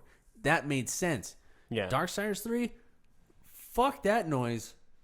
What? I don't know what the hell they were thinking. It's not a Darksiders game. Yeah. Which, I mean, sucks because Fury was a badass horseman. Interesting character. It also kind of pissed me off that the horse wasn't a part of the game. How can you have the Horseman of the Apocalypse when she fucking doesn't have a horse? I don't know. I was convinced. I was like, the horse will come back. And The horse always comes back because the same thing happened in 1. I was like, why is he called a horseman if he doesn't have a horse? Well, guess what? He gets the horse later in the runs game. into the horse. Yeah, Yeah. he gets the horse. And like the whole time, I was like, when am I gonna get the horse? When am I get the? And then I fought the final boss, and I was like, where the fuck is my horse? Yeah. Well, this and then Darksiders 4, that looks like a Diablo clone to me. Oh yeah, the Darksiders Genesis or whatever it's called. I saw that. I was like, dude, you guys just came out with Darksiders 3 like a year ago. Looks like they slapped it together. Oh fuck yeah. So They were like, quick, we need another game. And then, so the funny part about that is the same studio that makes that, they're rebooting a SpongeBob game. I mean, don't get me wrong, I'm going to buy it. I'm going to buy the SpongeBob game. oh my god. Because I have great childhood memories attached to that SpongeBob game. I'm probably gonna buy it under the, like the cloak of it's for my children. But And I'll then look you're into going to it, too. play I'll the probably shit. play it. You're yeah. going to play the shit out of that But game, and you still. know it. But yeah, I was like, well, if why didn't you guys just do the SpongeBob game and then start working on the new Darksiders game and then maybe learn from your mistakes? What the hell's wrong with them? So I don't know. Honorable mention on the ass end of it, Darksiders 3. Another honorable mention on the good side, for me, Ghost Recon Wildlands. Well, gameplay, yeah. Yeah, gameplay. That game's dope. Sick. Yeah. Tons of fun. I mean, you could also throw in like any Call of Duty game. Yeah. Gameplay's great. Especially if you're playing with your friends. Yeah, exactly. But that's so, all games. yeah. All right. Now for the last one, which I think, man. You could have a flaming pile of shit, and it's like, well, the flaming pile of shit is a lot more fun when my friends are playing. At least we all stink, That's true. All right, let's talk about story. Man. Story was another one that was really hard for me just to even like start on. Yeah. Because I didn't want to say Horizon Zero Dawn again because I said it in the beginning. I was like, I'm going to use Horizon Zero Dawn for gameplay and I don't want to reuse it. So that one was tough. Surprisingly, Detroit wasn't number one for me for story. Okay. Because I put a lot of thought into this. So I would like scroll through every single game on my PlayStation, and I had like a notepad next to me, and I would write down like what I liked about. You would do. Yeah, exactly. I put a lot of thought into this. So I'm not like you over here, freaking throwing the chicken wang up. I fucking just wing it, baby. That's how I live my life. Oh, dude, you're not just winging it. You're like full on, like full eagle wing spanning it. Like, hey, 6 foot wingspan. That's over right. Here. Winging it would be like little chicken wang, little duck wang. You're just like full out, straight up albatross. Hey, I like commit. Flying over this podcast. I Right commit. Now. But no, so, and then, of course, I can't, use the game that we don't want to mention. Why? I'm telling you, if you want to pick a number one, it's like years old, and it still is one of the best. I know, but we talk about it every single time. I know. Yeah, but if you want to say the best, it sucks because that game was like the transitionary game for this console, and it's still my best. Well, then you go ahead and say it, because I'm not going to say it. The Last of Us. Suck it. Where's my shock collar? I would have took a shock for that one. I would have let you shot for I would have let you hold that button down for that one. That's how good that game was. Kiss my ass and shit. That was a good game. I'll admit the story on that game was super super good. Super super good. Very excellent game, excellent story progression, character development. Like it was all up there on story. But no, and honestly, even as good as that game was, it still wasn't number one for me. Not Detroit. No, not Detroit. It was actually God of War. Well, that's a great freaking story, though. So, God of War for me was just probably the coolest game story wise because and I think a lot of it has to do with the fact that how like thin and frail the story was in the 3 previous games. It's true. That they came in with this one and I was like, wow, like this is super good. And they even used those paper thin previous games as the basis for this game and turned it into something killer. Yeah, absolutely. So I think story-wise, God of War, hands down, definitely the best narrative of this generation of games that I've seen so far. Now, if you ask me in about a month when Death Stranding comes out, my answer will probably change. I hope it does. That's how much faith I have in that game. I'm going to be pissed if it doesn't. I mean, even if it doesn't, I'm still probably going to be all right with it. So, but yeah, I think the main thing that draws me into that game so much is the fact that the story encompasses every single part of that game into the actual story itself, if that makes sense. So like all throughout the game, like there's like all these like subtle things that like note into the fact that Kratos is a god. Huh? Like straight up. I mean, like just from the very beginning where he chops down that giant tree and he's carrying it back on his shoulder. Yeah. You know, like there's that. Or, you know, when he lifts up these massive stones and does like all this other like crazy kind of stuff that all kind of plays into it. And then on top of that, you have this sorry, my wife locks this place down like Fort Knox.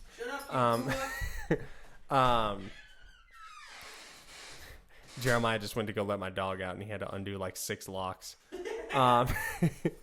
So there's this insane character progression in it, kind of like what we talked about earlier with like the voice acting, where, you know, Kratos at the end of the game is nowhere near the same person that he is at the beginning of the game. Character evolutionary development. Yeah, and like, you know, like the plot twist to it and like the changes in character interactions, the introduction of new characters, the boss in the game, like Baldur, is just like it's all there. Yeah. It's all there for me in ways that, you know, The Last of Us like was kind of lacking. You know what I mean? Because like in my opinion, like The Last of Us really didn't have that like any good villains. Really? I didn't think it was there. Well, all right. I mean, in a way, there was like no villains. There wasn't. I mean, there were bad people. Yeah. You know, there were bad people in the game, and there were really fucked up people in the game. But there was no like villain. And I like games with a villain, like one dude that you just love to hate. Okay. And, you know, for me, like Baldur in God of War was that. And like that really drove the story and it gave it a lot of reason. It just any of the boss fights that you did were just sick. Epic. Yeah. Huge. Any of the characters that you ran across, you know, like Freya or Brock or any of those guys, like they were great characters and they were all super unique. And you could just tell that entire narrative, that entire world, that entire story was thought out from the very beginning of the game all the way to the end. It was never rushed. It was never pushed through faster than it needed to be. There was time taken to it. Like 100% beginning to end. That is a story that I enjoyed more than any other game that I played so far. That being said, not that, like these really narrative heavy games that I do like, Heavy Rain, Detroit Become Human, Until Dawn, Beyond Two Souls. Not that those games aren't also fantastic stories. It's just at the end of the day, I think that I'm more impressed with God of War as a story because they went from this like really stupid, not that good of a story to having this full blown, very deep, very involved narrative. Yeah. That really stuck with me. Okay. Like, I can remember more about the God of War narrative than most games. Yeah. All right. Like, there were more of those wow moments in the actual story part that I was like, damn, that's sick. All right. Well, my number one, if I have to play by the rules, would have been actually Detroit. Really? For story. Yes, for story. I mean, I fucking hated the whole experience, but at least when I was going through the story, it's very gripping. This is a game that I would have watched a YouTube video of just the playthrough because the story was that good. Really? Yes. Like I say, I give credit where credit's due. Okay. Gameplay, fuck that game. But story, oh yeah, great story. Yeah. That's a game that I would have actually rathered to have watched somebody else play that game. Right. I could have done that. Mm-hmm. So that's my number one. Absolutely. That's awesome, man. Yeah. The characters are very complex. You get to watch them develop, especially as some of those guys start gaining consciousness. There's some of them that you... Who is your favorite character? Just out of curiosity. That's not fair. Because I really like Connor. Is that the black dude? No, that's Marcus. All right. Well, Connor's the like detective android. Oh, right. See? Interesting. Yeah, I really like Connor. And then I did like Kara. Like she was pretty cool. Her story's interesting. Her story's really, really good. The fact that I actually got to see her story through a little bit more. Did you get to the part where she's homeless? What? No. Yeah, I did. You did? Okay. That part, oh man, that part got me. I was like, I'm not crying, you're crying. Yeah. That one was tough. Story. God, that was tough. Yeah. Man, yeah, that one cut deep. That whole game cut deep. But I would say as far as those games goes, I still preferred Beyond Two Souls. I gotta look it up. Not that Detroit isn't an amazing story. I did really like it. And I think probably the reason that I just didn't like it so much is mostly the setting. I'm not big on the future is now type setting. You know what I mean? Like the not so distant future. I'm not big on that. Okay. So I much preferred Beyond Two Souls because the timeline was much more grounded. It was much more closer to current times, much more. I'm not gonna say that Detroit Become Human was unrealistic because a lot of the points that they touch on in that game are very conceivable. Yeah, it seems completely possible. Exactly. Yeah, I would say in that realm, I did prefer Beyond Two Souls. Cool. So, anyways, any other? We haven't talked about our worst games yet for a story. Oh, what? That's a rough one. That is kind of a rough one. All right. Battlefront 2. Battlefront 2. Yep. Yeah. The whole 4 hours of campaign that they had or Fucking whatever it was. ridiculous. Yeah. And then, the concept was stupid to me. It was like, you guys really mean to tell me that you've never seen the Empire do shitty things to people before? And you're like their special forces? Shut the fuck up, man. And all of a sudden they're just like, oh my God, I had no idea we were doing this to people. Shut the fuck up. You were doing it to them. That's stupid. What a stupid plot point. There's like one of those dudes, he has a personal encounter with Luke Skywalker. He saves his skinny little ass, and he still has a problem with the rebels? Get the fuck out of here. Who's writing this shit? I don't know. So I didn't play the campaign in Battlefront 2. So Well, I did. And- It was yeah. garbage. okay. I was pissed off. It was like a good concept, and I was so happy at the time when I was playing it because at least they had a story for Battlefront this time. But they had a good concept, and they just took a shit on it. Stupid. Okay. Yeah, now you'll have to play it, and you'll know exactly what I'm talking about. And I'll fucking loan it to you. I don't care. I don't care if I ever see it again. Yeah. I think another thing too that really sucks about that is because like the Star Wars universe is so interesting. Right. Super, super interesting universe. Yeah. So much opportunity for really good stories. Yeah. And they just shit all over it. And that's why I'm super concerned about this new Star Wars game that's coming out. Well, it's EA again. I know, and it looks sick. But guess what? That other game that we're not allowed to mention on the podcast anymore Was also was supposed to also look pretty sick. also looked dope as shit. And guess what? That was a huge steaming pile of garbage. More than Mafia 3. I'd rather play Mafia 3, honestly. 8 years. 8 years of development. They just freaking more like 8 years of taking a dump. Or 8 years of it sitting on someone's desk. Like, Yeah. what the fuck?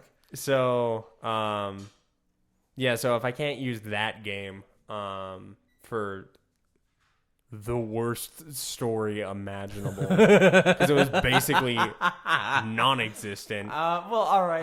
Um, If you want to talk about story, like, well, that's what we're talking about. Yeah, well, story and I mean- campaign. I mean, like that one, but I'm not allowed to talk about that one because I decided that we don't need to talk about that because we beat that dead horse enough. you beat the fuck out of that dead Dude, we horse. we beat that dead horse so much that it came back alive, and then we beat it to death again. It's like that's a pudding pile right there. So, man, I think I would say probably because this was another one where I wanted to use No Man's Sky, but I couldn't use it because I was like, there wasn't a story. Like, you can't say it's the worst story because there wasn't one. You know, it's kind of like complaining Right. about like it's like complaining about the story in Fortnite. Yeah. Like it doesn't have one. So this one actually, for me, again, this one it kind of hurts. It kind of hurts me to say it, but Darksiders 3. Why? I was just like, Oh, this is gonna be good. dude. So like the way that they portrayed the trailer, I was like, fuck yeah, dude, this is gonna be sick. Like, you're still like serving the council, and like all this cool shit is gonna happen, and like literally the only good thing that happened was like the character progression for Fury. Like, she went from like thinking humans were stupid stinky monkeys to like kind of liking them, to being the protector of humanity, or like whatever the fuck. But other than that, like, I legit don't remember anything about the story. That's not good. No, I don't. Like, I couldn't tell you like anything about, like, I remember that like you were fighting the 7 deadly sins. That's all I got. Whoa. And you can't even remember what they looked like or nothing, huh? I remember Sloth, and I remember Pride. Yeah, see? The only reason I remember Pride is because I spent forever fighting Pride. Okay. Forever I was fighting Pride. I can't remember which one Pride was. Pride's like way later, like the second to last boss. Oh, in well, the yeah, game. fuck that. I gave up way after, Yeah. way before that. I So didn't I even care man, anymore. Like, the whole time I was like, where's the lore? Where's the cool universe? Like, and not to mention that world was empty. They didn't even Like- do like the "this has been the tale thus far" shit Yeah. on that one. Did you notice that? yeah, because I there was know. no fucking story. Yeah, so I just, man, the whole time I was like, I ran into a bunch of characters that I didn't give a fuck about, and that like there was no story progression on like whatsoever. Like, there's a massive plot twist in the end that has to do with one of the human characters that you have, like, no interaction with. Like, none. What the fuck were they thinking?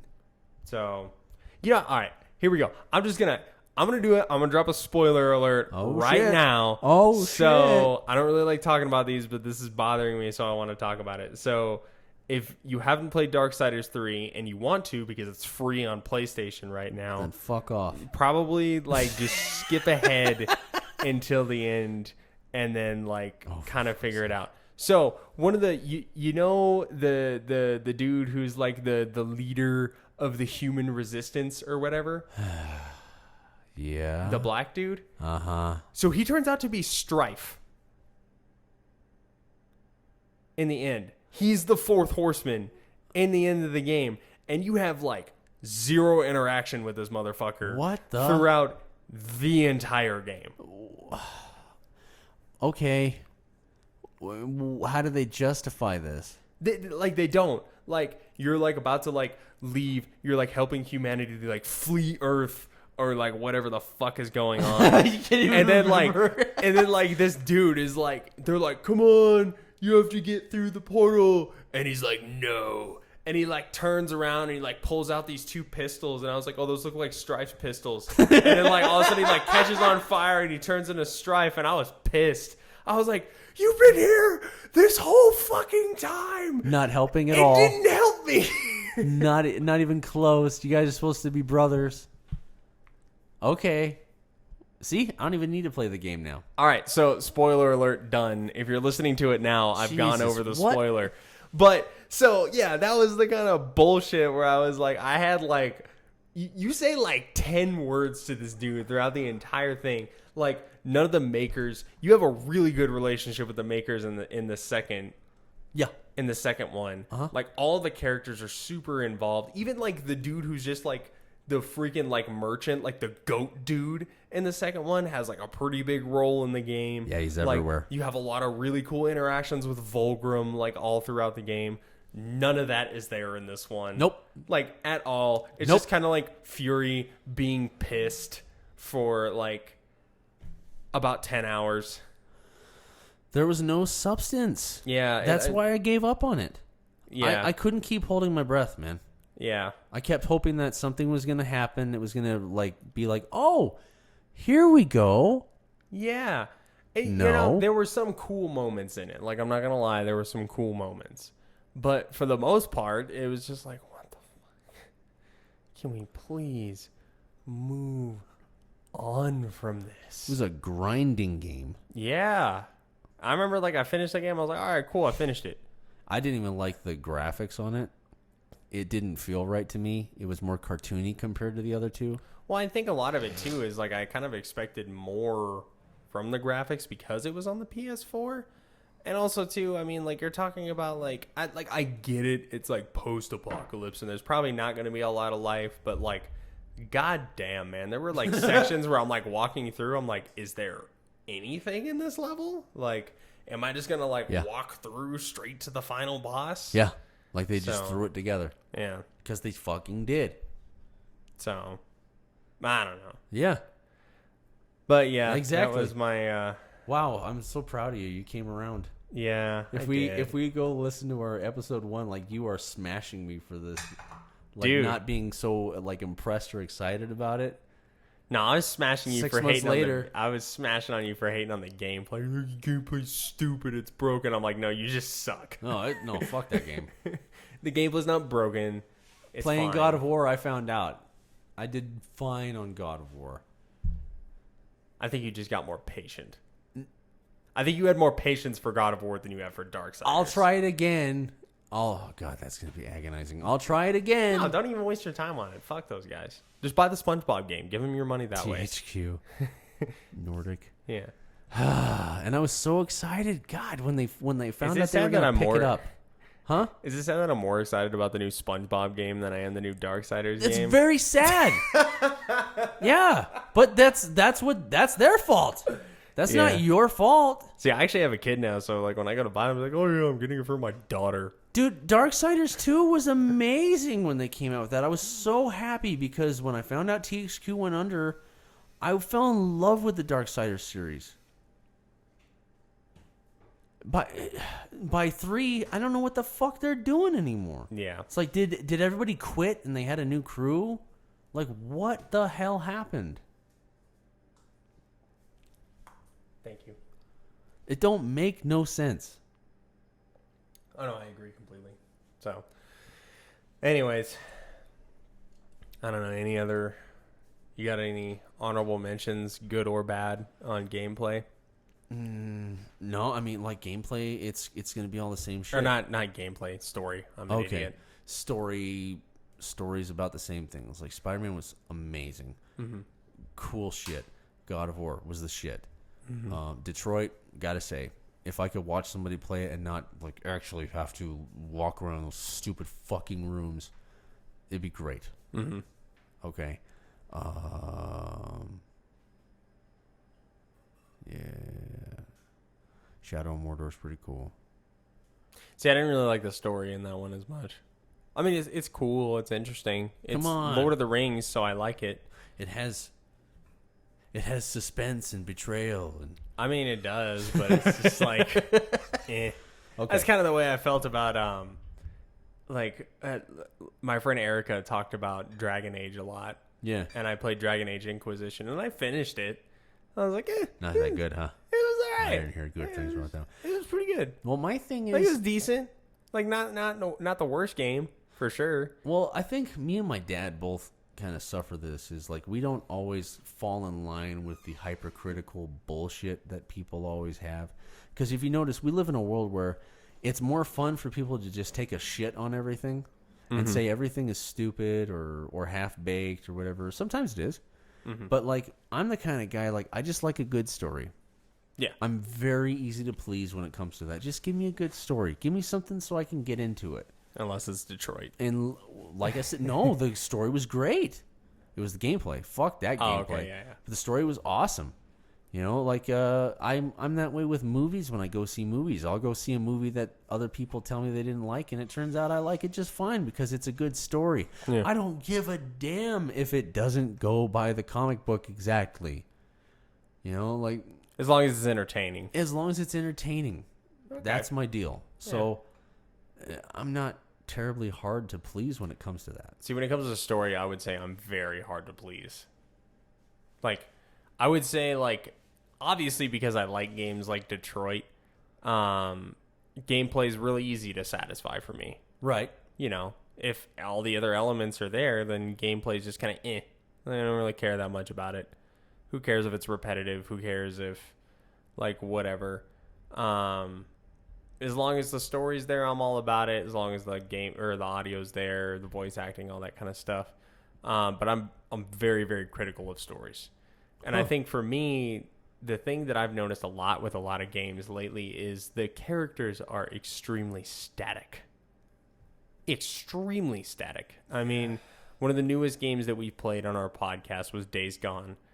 You want to talk about a dude who's not any different from the beginning of the game all the way to the end of the game is friggin' Deacon. Like, that dude's a bastard from the start to the finish. Yeah, I guess you're right. You know, so, I mean, that's a big thing for me. And then, like, setting is another huge thing for me. Like, I like creative settings, which is why Detroit wasn't really up there on story for me. Because it's like, okay, I get it. Technology is taking over humanity. Like, all right, whatever. The story's been, like, beat to death. Right. Now, a CIA detective who uses a ghost to... Or a CIA agent who uses a ghost to, like, help figure out, like, foreign government secrets and stuff like that. Pretty cool. Pretty original. Okay. That was Beyond Two Souls. Okay. You know? Heavy Rain, where it's, like, kind of a semi-futuristic setting, and you're solving a serial killer murder spree. Pretty original. I like that. Cool. Horizon Zero Dawn, you know, post-apocalypse world where, like, our current times is considered, like, the old world. Humanity reverts back to a tribal stage and they're fighting giant robot dinosaurs. That does sound pretty cool. That's pretty original, if you ask me. So I appreciate setting and stuff like that a lot. And honestly, any of the games that we play, I feel like on story, we could probably do an honorable mention for. As long as it's not Ghost Recon. But, Well, yeah, that wasn't a game that they made for the story. no, That was a game that was made for you to play with your buddies. exactly. So, anyways, I don't really have anything else, do you? I think I'm pretty satisfied with everything we talked about. Shit, we're coming up on 2 hours right now. That's pretty long for us. Right on. Yeah, so, anyways, My ass hurts. I'm excited for the next podcast because it's going to be our first new game that we do. We're going to be doing good old Ghost Recon Breakpoint. Oh, it's finally coming out? Dude, it comes out in like 2 weeks. Oh, thank God. Oh, man. So we'll be excited to be doing that one. And then after that, we'll be doing the new Call of Duty. And then after that, we'll be doing Death Stranding. And then we'll be broke. And we probably won't do a podcast for like half a year. But Holy shit. Right on. freaking There you go. Freaking Broke-tober coming up here. You heard it first. Jesus. Oh, man. So, anyways, thank you guys so much for listening. As always, if you like the podcast, subscribe, give us a like. If you didn't like it, please share it to someone you think that might like it. Tell your friends. Yeah, tell your friends, tell your family, all that kind of stuff. Tell your mama. Yeah, No, wait. Maybe some of y'all shouldn't tell your mama. yeah. She might get mad at the bad words. Yep. Got taxpayer language in this motherfucker. What? Yeah. All right, well, I'm sleepy.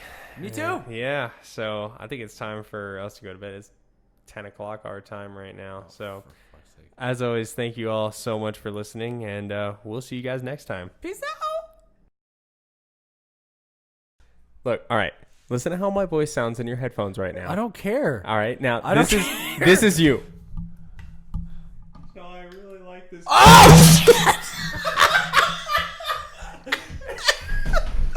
That's what you get. See, That's what you get. Whatever. That was nuts. And the boom out too far. That's what you get. I'm telling you. That was the best. Believes your mind, I'm perfect at everything. Oh my God. No, just more careful and aware of my surroundings. Yeah, that's you. You're like, Officer. oh yeah, now you can do it again. Yeah, I really like this video game because it's got cool graphics. I did that on episode 1. And you're 2, never and gonna 3, let me live and it down. 4. You did it on the first like 3, Yeah, right. and then I banned you from playing video games while we were doing the podcast. That was rough.